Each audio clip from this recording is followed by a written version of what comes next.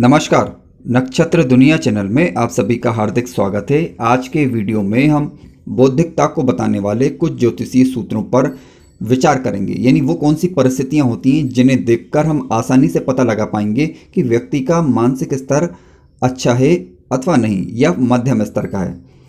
तो इसके लिए कौन कौन से भाव महत्वपूर्ण होते हैं और किन किन परिस्थितियों पर हमें गौर करना होता है, आइए विचार करते हैं।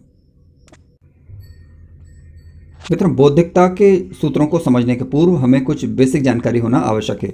जैसे कि ये कुंडली का प्रथम भाव है, जिससे व्यक्ति की सोच का विचार करते हैं, मस्तिष्क का विचार करते हैं, व्यक्ति के व्यक्तित्व का विचार करते हैं। यानी आप क्या हैं ये लग्न भाव से देखा जाता है। लग्न भाव पर पड़ने वाले ग्रहों की दृष्टि, लग्न भाव पर ग्रहों की उपस्थिति और लग्नेश की स्थिति को देखा जाता है। और बुद्धि की जहाँ तक बात करें, बुद्धि का विचार मुख्य रूप से हम पंचम भाव से करते हैं। ठीक है, पंचम भाव से शिक्षा का विचार भी करते हैं, संतान का विचार भी करते हैं। और बुद्धि की बात आती है तो बुद्धि का विचार भी कुंडली के पंचम भाव से ही किया जाता है। पंचम भाव में कौन कौन से ग्रह उपस्थित हैं और पंचमेश की स्थिति पर विचार करना जरूरी हो जाता है। तो आइए अब सूत्रों को समझते हैं। देखिए, पहला रूल ये है कि यदि पंचमेश ग्रह आपका, आप अपनी कुंडली में देखें कि जो भी आपका पंचमेश ग्रह है वह यदि पंचम भाव में ही बैठ जाए अंश बल में मजबूत होकर, तो व्यक्ति का मानसिक स्तर अच्छा रहता है। व्यक्ति सूक्ष्म बुद्धि वाला होगा, तीव्र बुद्धि वाला होगा, यानी चीज़ों को बारीकी से समझेगा वो, और कुशाग्र बुद्धि वाला व्यक्ति होता है। अब यहाँ पर 1 नंबर का राशिकांक लिखा हो या 8 नंबर का राशिकांक लिखा हो तो इसका तात्पर्य यह है कि व्यक्ति का जो पंचमेश ग्रह है वो मंगल ग्रह है। लेकिन मान लीजिए यहाँ पर आपका 2 नंबर का राशिकांक लिखा है या फिर 7 नंबर का राशिकांक लिखा है, तो समझ लीजिए कि आपका पंचमेश ग्रह शुक्र ग्रह है।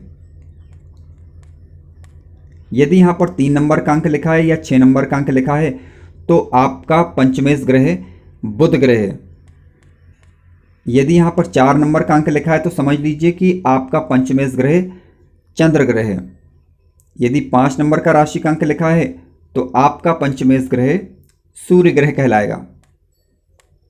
यदि यहाँ पर यहाँ पर 9 नंबर का राशिकांक लिखा है या 12 नंबर का राशिकांक लिखा है तो समझ लीजिए कि आपका पंचमेश ग्रह गुरु ग्रह है। अब यदि यहाँ पर मान लीजिए कि 10 नंबर का राशिकांक लिखा है अथवा 11 नंबर का राशिकांक लिखा है तो यहाँ पर आपका पंचमेश ग्रह शनि ग्रह बन रहा है। यानी कहने का तात्पर्य है कि पंचमेश ग्रह की उपस्थिति इसी घर में है तो समझ लीजिए कि व्यक्ति कुशाग्र बुद्धि वाला होता है। मित्रों, ध्यान रखें कि अभी जिन बातों पर हम विचार करने वाले हैं उन बातों को समग्र रूप से देखने का प्रयास करें। एक बात को आधार बनाकर मान लेना ठीक नहीं होगा। आइए अब दूसरी बात पर विचार करते हैं। बुध ग्रह यदि कुंडली के पंचम भाव में बैठ जाता है, स्वराशि का, मित्र राशि का अथवा उच्च राशि का होकर, तो व्यक्ति कुशाग्र बुद्धि वाला होगा। इसके अलावा व्यक्ति की संतानें उसका कहना मानने वाली होंगी, संतानें भी अच्छी होंगी। लेकिन ध्यान रखें, बुध पर किसी पाप ग्रह का प्रभाव नहीं होना चाहिए। यहाँ पर बुध बैठने से, इसकी सप्तम दृष्टि जो है लाभ भाव पर होने से, लाभ के रास्ते भी ऐसा बुध खोलता है। व्यक्ति अपनी बौद्धिक क्षमता के दम पर कार्यों को तो करेगा ही करेगा और उससे जिन कार्यों को वो करेगा उससे जीवन में उसे लाभ देखने को भी मिलता है।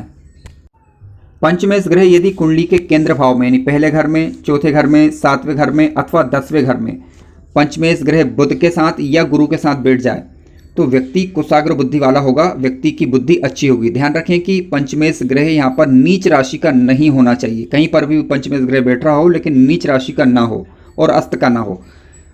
पंचम भाव में अथवा नवम भाव में भी पंचमेश ग्रह बुध अथवा गुरु के साथ बैठता है तो व्यक्ति कुशाग्र बुद्धि वाला होगा, लेकिन नीच राशि में नहीं होना चाहिए। इस बात का आप ध्यान रखें। और पंचमेश ग्रह बुध के साथ बैठे अथवा गुरु के साथ बैठे, लेकिन हमें यह ध्यान रखना होगा कि दोनों में तात्कालिक शत्रुता नहीं होना चाहिए। यदि दोनों में तात्कालिक मित्रता हो जाए तो काफ़ी अच्छा है, तो व्यक्ति यहाँ पर फिर कुशाग्र बुद्धि वाला होगा। मित्रों, पंचमेश ग्रह यदि कुंडली के 6वें भाव, 8वें भाव अथवा 12वें भाव में बैठता है तो ये ठीक नहीं कहा जा सकता। लेकिन फिर भी पंचमेश ग्रह यदि स्वराशि का, मित्र राशि का या उच्च राशि का होकर 6वें, 8वें अथवा 12वें भाव में बैठा है तब व्यक्ति की बुद्धि सामान्य प्रकार की होगी। लेकिन यदि पंचमेश ग्रह 6वें, 8वें अथवा 12वें भाव में बैठा है और नीच राशि का बैठा है तो ऐसी स्थिति में बुद्धि का लेवल थोड़ा कम हो सकता है। अब बात करते हैं एक राशि परिवर्तन की। यदि पंचम भाव और चतुर्थ भाव के ग्रहों का आपस में राशि परिवर्तन हो जाए तो ये राशि परिवर्तन एक अच्छा राशि परिवर्तन कहलाता है। यानी व्यक्ति का बौद्धिक स्तर यहाँ पर अच्छा होगा। आइए अब अन्य बात पर विचार करते हैं। यदि पंचम भाव यानी ये वाला भाव, इस पर किसी पाप ग्रहों की दृष्टि नहीं होना चाहिए या अशुभ ग्रहों की दृष्टि नहीं होना चाहिए, या फिर ऐसे ग्रह जो कि पंचमेश के तात्कालिक शत्रु बन रहे हैं उन ग्रहों की दृष्टि या फिर उन ग्रहों की उपस्थिति इस भाव को प्रभावित कर सकती है। इसके अलावा पंचमेश ग्रह जो भी है आपका देख लीजिए, जहां पर भी वो बैठा है, मान लीजिए कि ये लग्न भाव में ही बैठ गया, ठीक है, मान लेते हैं यहाँ पर कि पंचमेश ग्रह लग्न भाव में बैठ गया। लेकिन लग्न भाव में जब पंचमेश ग्रह बैठता है तो ये तो काफ़ी शुभ स्थिति होती है, परंतु हम बात कर रहे हैं अशुभ ग्रहों की। तो अशुभ ग्रह यहाँ पर या तो उपस्थित हो जाए यानी पंचमेश ग्रह के साथ, मान लीजिए कि मैं यहाँ पर राहु लिख देता हूँ, ठीक है, अशुभ ग्रह यहाँ पर उपस्थित हो जाए या फिर अशुभ ग्रहों की दृष्टि पड़ जाए इस पंचमेश ग्रह पर, जिससे कि पंचमेश ग्रह पीड़ित होता हो, तो फिर ऐसी स्थिति में पंचम भाव आपका प्रभावित होगा और पंचमेश ग्रह भी प्रभावित होगा, जिससे कि जिसका असर बौद्धिकता पर पड़ सकता है। पड़ सकता है इसलिए शब्द उपयोग किया जा रहा है क्योंकि यह निर्भर करेगा कि किसी शुभ ग्रहों की, हो सकता है कि शुभ ग्रहों की दृष्टि पड़ जाए तो फिर इसका प्रभाव न्यून हो जाएगा। मित्रों, आपको चंद्रमा की स्थिति भी देख लेनी चाहिए कि चंद्रमा कहाँ बैठा हुआ है। चंद्रमा शुभ होना चाहिए और केंद्र भावों में बैठा हुआ होना चाहिए, यानी पहले भाव में, चौथे भाव में, 7वें 10वें में बैठा हो चंद्रमा, या फिर पंचम भाव में या नवम भाव में, या कहीं पर भी बैठा हो फिर, तो आप ये देखें कि शुभ हो और शुभ ग्रहों से दृष्ट अथवा युत हो, क्योंकि चंद्रमा यदि पीड़ित हुआ तो उसका सीधा असर व्यक्ति की बौद्धिक क्षमता पर पड़ता है। मित्रों, इस प्रकार हमने जाना कि पंचमेश की स्थिति काफ़ी महत्वपूर्ण हो जाती है बुद्धि का स्तर चेक करने के लिए। तो आप देखें कि आपका पंचमेश ग्रह जो भी हो वह पीड़ित ना हो, पाप ग्रहों से दृष्ट अथवा युत ना हो, और इसके अलावा नीच राशि में ना बैठा हो। यदि आपका पंचम भाव और पंचमेश ग्रह प्रभावित हो रहा है किसी भी कारणवश, तब आप वैदिक मंत्र अथवा बीज मंत्र से, या फिर पंचम भाव का जो ग्रह है पंचमेश ग्रह, उसके इष्ट देव की उपासना करने से भी पंचमेश ग्रह मजबूत होने लग जाता है। यदि कार्यक्रम अच्छा लगा हो तो वीडियो को लाइक अवश्य करें और अपने विचार कमेंट्स के माध्यम से अवश्य बताएं। धन्यवाद।